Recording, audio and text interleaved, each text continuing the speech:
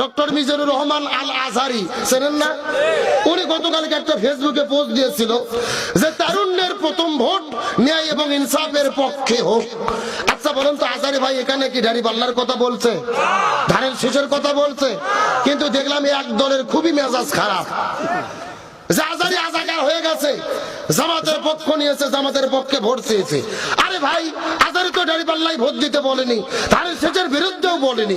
তিনি বলেছেন ন্যায় এবং ইনসাফের পক্ষে আপনারা ভোট দেন। তিনি ন্যায় এবং ইনসাফকে আপনারা চান না?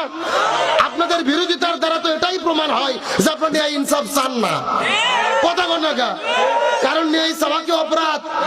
ইনসাফ চাওয়া কি অপরাধ? 24-এর অভ্যুত্থানে আমরা করেছি ন্যায় এবং ইনসাফটাকে এই জমিনে কায়েম করার জন্য। সুতরাং 24-এর অভ্যুত্থানে আমাদের এটাই চাওয়া, যারা বাংলাদেশে ন্যায় কায়েম করবে, ইনসাফ কায়েম করবে, তাদের দ্বারা যদি দেশ পরিচালিত হয়, এই দেশের কল্যাণ হবে, ওই ভারতের আধিপত্য মুক্ত বাংলাদেশ গঠন হবে।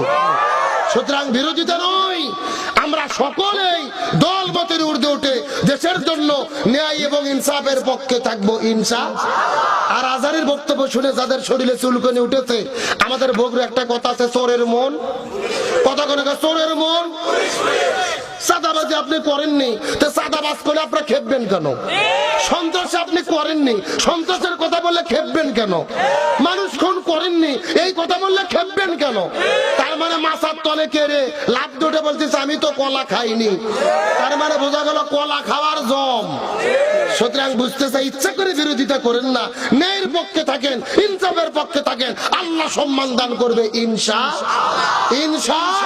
তাহলে চিৎকার করে বলতে হবে শান্তির জন্য কি লাগবে? আর নবীজির জীবন আদর্শ মানাকে ফরজ করেছেন কি? আর ধরে বলেন।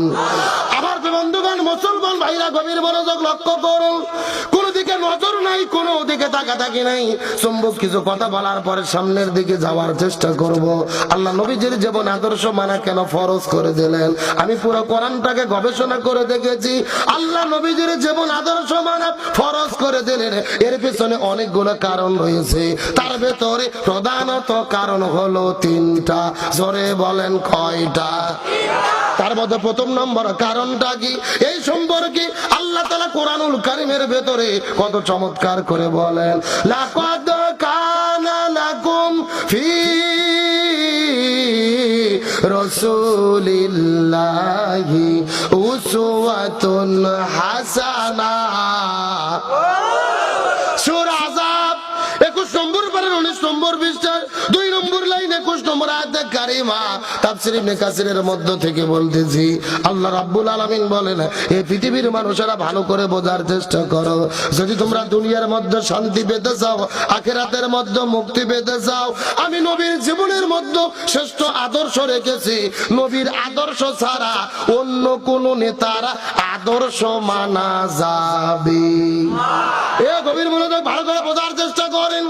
ইমাম বুখারী রাহমাতুল্লাহ আলাইহি বুখারী শরীফ লেখার আগে এই জমিনের মধ্যে একটা কিতাব লিখেছিলেন, যে কিতাবের নাম হলেন আল আদাবুল মুফরাদ। ওই কিতাবের মধ্যে